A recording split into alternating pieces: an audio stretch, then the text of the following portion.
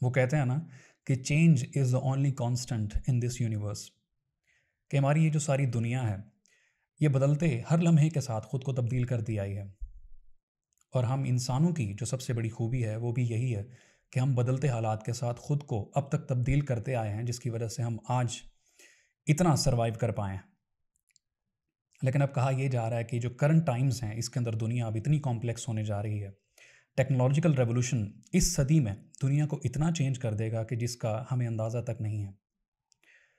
और सबसे ज़्यादा चेंज की अब हम इंसानों को जो ज़रूरत है अडॉप्ट करने की, वो इस सेंचुरी के अंदर है। युवाल नोआ हरारी, जिसने अपनी एक किताब 21 lessons for the 21st century लिखी है, जो कि ये आप मेरे हाथ में देख सकते हैं, इसके अंदर वो कुछ ऐसे टूल्स का बताता है कि जिसकी मदद से हम इस चेंज को, जो कि इस टाइम पर रैपिड चेंज इस सेंचुरी के अंदर होने वाला है, उसको निमट सकते हैं। इसके अंदर वो डिफरेंट प्रॉब्लम्स की बात करता है जो कि इस वक्त इंसानियत को दरपेश हैं, और इसी के साथ साथ इसके सॉल्यूशंस भी वो देता है इस बुक के अंदर। तो आज हम इस बुक का रिव्यू करेंगे, जिसकी ऑब्वियसली इसके 300 पेजेस हैं। उसको मैं कम्प्लीटली तो 10-15 मिनट की वीडियो के अंदर कंपाइल नहीं कर पाऊँगा, लेकिन मैं कोशिश ज़रूर करूँगा कि इसको जितना सिंप्लीफाई मैं कर सकूँ इस बुक को, वो आपको इस वीडियो के तहत मैं आपको पहुँचा सकूँ। हरारी के मुताबिक जो सबसे बड़ा मसला इस टाइम पर 21st सेंचुरी के अंदर हम इंसानियत को दरपेश है, वो है टेक्नोलॉजिकल रेवोल्यूशन। हर बदलते लम्हे के साथ टेक्नोलॉजी अब इतनी स्ट्रांग होती जा रही है, इतनी पावरफुल होती जा रही है कि हम इंसानों को आउटस्मार्ट करने की सलाहियत रखती है। और जिस तरह एआई जो है, आर्टिफिशियल इंटेलिजेंस, वो तरक्की करती जाएगी, डेवलप होती जाएगी, उसका डायरेक्ट इम्पैक्ट जो है हम इंसानों के ऊपर होगा। वो ऐसे कि जितनी भी हमारी रेगुलर जॉब्स हैं, मोनोटोनस जॉब्स हैं, जो कि सिंप्लीफाइड जॉब्स हैं, जो कि हम इंसान करते हैं, वो ऑटोमेटिकली एआई से रिप्लेस हो जाएंगी, क्योंकि एआई हमसे ज़्यादा एफिशिएंट है। और जो कैपिटलिस्ट है वो कभी भी हेजिटेट नहीं करेगा हम इंसानों को एआई से रिप्लेस करने में। और जो दूसरी बड़ी फैसिनेटिंग चीज़ है वो ये है कि जिस तरह एआई डेवलप होती जाएगी, उस तरह से जो एआई होगी, आर्टिफिशियल इंटेलिजेंस, उसका जो कंट्रोल होगा वो कुछ ही लोगों के हाथ में होगा। ये डिसेंट्रलाइज नहीं होगी बल्कि सेंट्रलाइज्ड होगी, क्योंकि इसको कुछ लोग भी कंट्रोल कर सकते हैं। तो इससे होगा क्या कि जो गरीब होगा वो गरीब से गरीब तर होता जाएगा, जो अमीर होगा अमीर से अमीर तर होता जाएगा। और जिस तरह आर्टिफिशियल इंटेलिजेंस और टेक्नोलॉजी जो है वो तरक्की करेगी, इसी तरह बायो इंजीनियरिंग भी तरक्की करती जाएगी। और बायो इंजीनियरिंग मतलब कि इंसान, हम अपने आप के अपनी जो फंक्शनैलिटीज़ हैं उसको मज़ीद डेवलप कर पाएंगे। जो इंसान होगा वो अपने आप को सुपर ह्यूमन बनाने की कैपेबिलिटी रखता होगा थ्रू टेक्नोलॉजी। तो उससे होगा क्या, जो अमीर लोग होंगे, क्योंकि टेक्नोलॉजी कॉस्टली होगी, तो जो अमीर लोग होंगे वो इस बायो इंजीनियरिंग की जो टेक्नोलॉजी होगी उसको अफोर्ड कर पाएंगे। तो इससे होगा क्या, जो अमीर हैं वो, उनके सारे बच्चे सुपर ह्यूमंस बनते जाएंगे। वो आम जो गरीब इंसान होगा उससे ब्यूटी के अंदर भी ज़्यादा होंगे, हेल्थ में भी उन सबसे ज़्यादा होंगे, उम्रें भी उन सब की ज़्यादा होंगी, और क्रिएटिविटी भी उनकी गरीब लोगों से ज़्यादा होगी। तो इस तरह जैसे जैसे टेक्नोलॉजी जो है बढ़ेगी, गरीब और अमीर के दरमियान जो फासला है हर फैसेट के लिहाज से वो मज़ीद बढ़ता जाएगा। तो इस हवाले से जो सोल्यूशन हरारी बताता है वो ये है कि जैसे जैसे टेक्नोलॉजी इस तरह से डेवलप होती जा रही है, हम लोगों को भी स्ट्रेटेजिक होना पड़ेगा, स्मार्ट होना पड़ेगा, अगर हम इस 21st सेंचुरी के अंदर रेलेवेंट रहना चाहते हैं। इसके हवाले से वो सजेशन ये देता है कि हमें हर वक्त तैयार रहना पड़ेगा कि कभी भी हमारा जो करियर है वो एआई से रिप्लेस हो सकता है। इस वजह से हमें हर वक्त री इन्वेंशन के प्रोसेस में रहने की ज़रूरत है। हमें डिफरेंट ऑप्शंस जो हैं एक्सप्लोर करने चाहिए, हमेशा रेडी रहना चाहिए कि कभी भी हमारा जो करियर है वो चेंज हो सकता है, और ये किसी भी उम्र के अंदर हमें ये चेंज करना पड़ सकता है। वहीं पर हरारी ये भी सजेशन करता है कि जितनी भी टेक्निकल स्किल्स हैं उसकी तरफ आप ज़्यादा फोकस ना करें, क्योंकि एआई बहुत ही शॉर्ट अरसे के अंदर इन सबको रिप्लेस करने के काबिल हो जाएगी। जिसके ऊपर आपको ज़्यादा मज़ीद काम करने की कोशिश है वो है ह्यूमन कॉन्शियसनेस। और जो दूसरा जो जो स्किल्स हैं जिनको आपको सीखने की ज़रूरत है, वो जो हम इंसानों की जो नेचुरल स्किल्स हैं, जैसे कि कम्युनिकेशन हो गया, क्रिएटिविटी हो गया, और जो क्रिटिकल थिंकिंग है, इस तरह की जो फील्ड्स हैं उसके अंदर आप ज़्यादा जाएं। फ़िलॉसफी हो गया, साइकोलॉजी हो गया, इनकी तरफ आप ज़्यादा जाएंगे तो इस तरह मज़ीद आप कुछ अरसा आउटलास्ट कर पाएंगे आर्टिफिशियल इंटेलिजेंस को। नहीं तो आपको यूज़लेस क्लास और इररेलेवेंट क्लास होने से कोई नहीं बचा सकेगा। हमारा हाल वही होगा जो कि हम इंसान जानवरों के साथ करते आए हैं। और हो सकता है कि आर्टिफिशियल इंटेलिजेंस, उसकी प्रोबेबिलिटी हमें कोई आइडिया नहीं है कि वो इतनी स्ट्रांग हो जाए कि हम इंसानों को वो ऐसे ट्रीट करें जैसे कि हम इंसान जानवरों को ट्रीट करते हैं। दूसरा बड़ा मसला जो कि हिरारी बताता है वो भी टेक्नोलॉजिकल रेवोल्यूशन से रिलेटेड है। वो प्रॉब्लम बताता है बिग डाटा का, कि पहले एक दुनिया होती थी जिसके अंदर जो इन्फॉर्मेशन थी वो सेंसर्ड होती थी। तो हमें पता होता था कि ओके ये इन्फॉर्मेशन जो है सेंसर्ड है। लेकिन अब क्या हो रहा है कि अब ये हो रहा है कि फ्री इन्फॉर्मेशन का फ़्लो है। हमें जो ऐप्स हैं उसके ऊपर जो कंटेंट होता है, हमें जो डाटा होता है वो फ्री में दिखाया जाता है और हमें लगता है कि ये फ्री है। लेकिन एक्चुअल में ऐसी बात नहीं होती, बल्कि उसकी जो प्रोडक्ट होती है वो हम खुद होते हैं, हमारी जो अटेंशन होती है। और जितनी भी कंपनीज़ हैं जो कि हमें ये फ्री डाटा प्रोवाइड करती हैं वो हमारी एक एक मूवमेंट को देख रहे होते हैं और हमें वो एनालाइज कर रहे होते हैं। और इसी तरह से हमें वो डिफरेंट चीज़ें बेचते हैं, डिफरेंट नैरेटिव्स बेचते हैं, जिससे हमें पता भी नहीं चलता कि कब हमारी जो फ्री विल है, हमारी जो फ्रीडम ऑफ चॉइस है, वो मैनिपुलेट हो रही है। पहले एक वक्त होता था कि जब जो स्लेव्स होते थे उन्हें पता होता था कि हमारी जो साइकी है उसके साथ खेला जा रहा है और वो काफ़ी कॉन्शियस होते थे कि हमारे साथ हो क्या रहा है। लेकिन अब हिरारी बताता है कि एआई टेक्नोलॉजी अब इतनी ज़्यादा स्ट्रांग हो चुकी है कि हमें ऐसे ट्रिक्स से हमें मैनिपुलेट किया जाता है, हमारी फ्री विल को, हमारी फ्रीडम ऑफ चॉइस को, कि हमें पता भी नहीं है कि किस तरह से डिफरेंट जो हमारे नैरेटिव्स हैं वो बिल्ड किए जा रहे होते हैं। और इसकी जो अभी रीसेंट एग्जांपल है जो इन्फॉर्मेशन के लिहाज से है वो यूएस इलेक्शंस थे 2016 के, जिसके अंदर एक बहुत बड़ा एक क्वेश्चन राइज हुआ था कि किस तरह फेसबुक ने डाटा को मैनिपुलेट करके ट्रंप को इलेक्शन जितवाने में मदद की थी। लेकिन किसी को इस बात की भनक तक नहीं लगी थी। इसी वजह से वो सजेस्ट करता है कि आप हमेशा वो कंटेंट चूज़ करें जो कि पेड हो।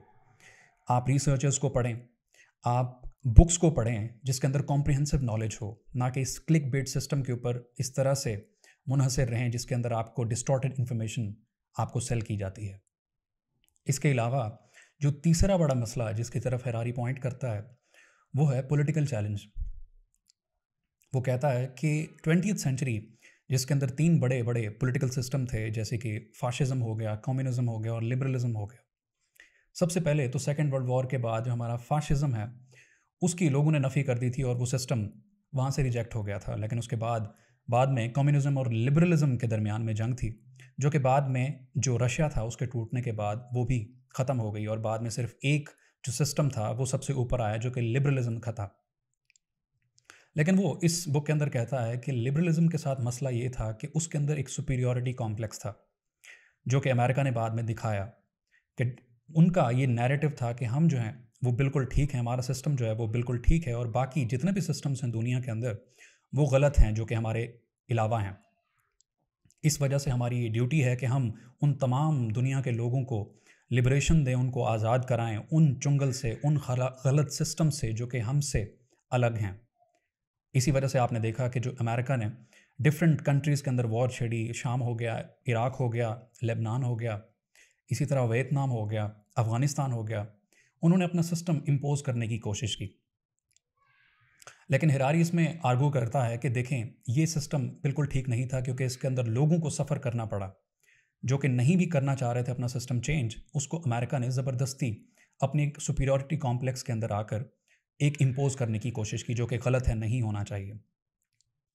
इसके अलावा वो ये भी कहता है कि आपका जो डेमोक्रेटिक सिस्टम है, लिबरल डेमोक्रेटिक सिस्टम है, वो इस वजह से भी नाकाम हो गया है कि आपका जो इकोनॉमिक डिप्रेशन आया था 2008 के अंदर वो भी इस बात की अक्कासी करता है कि इकोनॉमिकली भी आपका सिस्टम वीक है, इसी तरह जो पॉलिटिकली आपका सिस्टम है वो भी वीक है क्योंकि उसके अंदर सुपीरियरिटी कॉम्प्लेक्स है।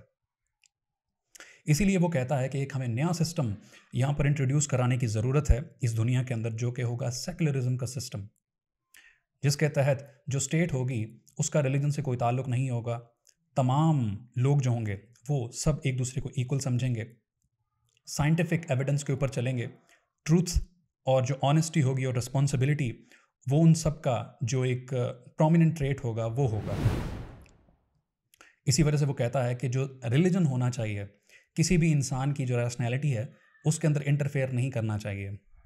यहीं पर क्योंकि वो कहता है कि जो मुस्लिम्स होते हैं या हिंदूज़ होते हैं, जो भी रिलीजियस लोग होते हैं, रिलीजन के साथ मसला ये है कि जितने भी आपको सेंट्स भी मिलेंगे दुनिया के अंदर, बहुत ज़्यादा अच्छे लोग, वो भी आपको रिलीजियस मिलेंगे, और इसी तरह जो सबसे बुरे लोग होंगे जिसकी तरफ वो पॉइंट आउट करता है, जो दहशतगर्द होते हैं, वो भी आपको रिलीजियस ही मिलेंगे। इस वजह से वो आर्ग्यू करता है कि ये फ्लॉड सिस्टम है, जिसकी वजह से आपको जो रिलीजन है उसको छोड़ देना चाहिए और सेक्युलर बन जाना चाहिए सबको। लेकिन वहीं पर जो मेरा as a Muslim counter narrative है वो ये है कि अगर ये आपका ही आर्गुमेंट है कि जो रिलीजियस होते हैं वो सबसे ज़्यादा अच्छे लोग भी होते हैं, तो अगर अच्छे लोग होते हैं तो इसका मतलब है वो इतना भी फ्लॉड सिस्टम नहीं है। मे बी उसकी इंटरप्रिटेशन गलत हो रही है, मे बी वो सिस्टम ठीक हो जिसकी वजह से आपको सेंट्स भी मिल रहे हैं। तो क्यों ना उसी जो नैरेटिव है उसको सिंप्लीफाई किया जाए और उसको रीइटरेट किया जाए, लोगों को समझाने की कोशिश की जाए और उसकी री इंटरप्रिटेशन की जाए, ताकि उससे में भी कोई बेहतर रिजल्ट निकले, बजाय इसके कि आप पूरा सिस्टम ही चेंज करें। तो एक जो प्रॉब्लम है बड़ा, वो ये उसने बताया है कि सेक्युलरिज्म को दुनिया के अंदर इस टाइम पर प्रमोट किया जाना चाहिए। इसी पॉलिटिकल चेंज के हवाले से हेरारी एक और बात करता है कि हमें जो एक नेशनलाइजेशन का कॉन्सेप्ट है उसको अब छोड़ना पड़ेगा, अब हमें ग्लोबलाइजेशन का कॉन्सेप्ट अपनाना पड़ेगा, क्योंकि फ्यूचर के अंदर जितने भी मसाइल आ रहे हैं वो एक नेशनल लेवल पर हल नहीं किए जा सकते, बल्कि उसके लिए आपको एक ग्लोबल नैरेटिव की ज़रूरत है, आपको कंसेंसस की ज़रूरत है, तभी वो सॉल्व हो सकते हैं। जैसे कि टेक्नोलॉजी का इशू है कि उसकी लिमिटेशंस आपने कहाँ पर रखनी है कि ताकि वो मिसयूज़ ना हो जाए। इसी तरह जो न्यूक्लियर थ्रेट है, अगर एक कंट्री न्यूक्स यूज़ करता है तो उसका सिर्फ एक कंट्री के ऊपर असर नहीं पड़ेगा, बल्कि ग्लोबल ऑर्डर के ऊपर उसका बहुत असर पड़ेगा। इसी तरह आपका जो इकोलॉजिकल इशू है, जो क्लाइमेट चेंज का इशू है, वो कोई एक मुल्क अकेले बैठकर उसको सॉल्व नहीं कर सकता। जब तक तमाम कंट्रीज़ एक साथ बैठकर किसी एक कंसेंशुअल अग्रीमेंट पे नहीं आएंगे, तब तक ये मसाइल जो हैं ये सारे के सारे ये सॉल्व नहीं हो सकते। इसी वजह से वो कहता है कि हमें जो नेशनलाइजेशन का कॉन्सेप्ट है उसको अब छोड़ना पड़ेगा, बल्कि जो ग्लोबल इश्यूज़ हैं उनको प्रायोरिटाइज़ करना पड़ेगा, क्योंकि इस टाइम पर आपको इसके अलावा और कोई चीज़ नहीं बचा सकती। इसके अलावा एक और क्रिटिकल इशू जिसकी हिरारी बात करता है वो है टेररिज्म का। वो ये कहता है कि करंट टाइम्स के अंदर जो टेररिज्म है वो इतना ज़्यादा है नहीं जितना बढ़ा चढ़ा कर हम उसको दिखाते हैं और बढ़ चढ़ कर महसूस करते हैं। वो ये आर्गुमेंट देता है कि पहले जितनी भी सोसाइटीज़ होती थी उनके अंदर वायलेंस कोई नई बात नहीं होती थी। इस वजह से वो इस तरह का जो छोटा मोटा वायलेंस होता था उससे इम्यून होते थे, ज़्यादा ट्रिगर नहीं होते थे। लेकिन हुआ क्या कि जैसे जैसे हम लोग इंसान सिविल सोसाइटीज़ के अंदर रहने लगे, पुरअमन होकर रहने लगे, तो अब जब कहीं थोड़ा सा भी कहीं वायलेंस होता है तो उससे हम ट्रिगर हो जाते हैं और हमें ये लगता है कि शायद हम सेफ़ नहीं हैं। देखो वहाँ पर ये हो गया, देखो वहाँ पर हो गया, 3 लोग मर गए, 4 लोग मर गए, 10 लोग मर गए। और हम इतने बड़ा जो पीसफुल एक हमारा मुआशरा होता है, एक पीसफुल सिस्टम हमारा बना होता है, उसके ऊपर क्वेश्चन करना शुरू हो जाते हैं और इसी को कैपिटलाइज करते हैं जितने भी जो माइनॉरिटी, जो वीक टेररिस्ट ग्रुप्स होते हैं, वो हमारे इमेजिनेशन ऑफ फियर को कैपिटलाइज करते हैं।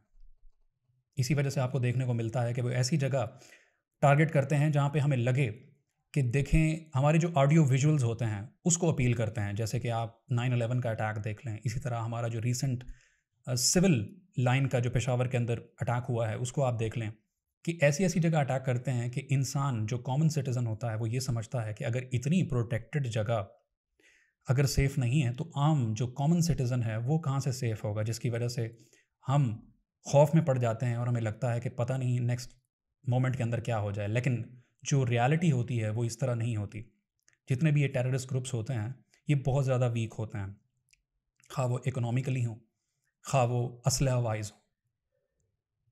तो इस वजह से हिरारी कहता है कि इस टेररिज्म को निमटने का 21st सेंचुरी के अंदर मॉडर्न वे ये है कि जब भी गवर्नमेंट्स अगर कोई क्रैक डाउन करती हैं इस तरह के टेररिस्ट ग्रुप्स के ऊपर, तो उसको इस तरह से मीडिया के अंदर पब्लिश ना करें।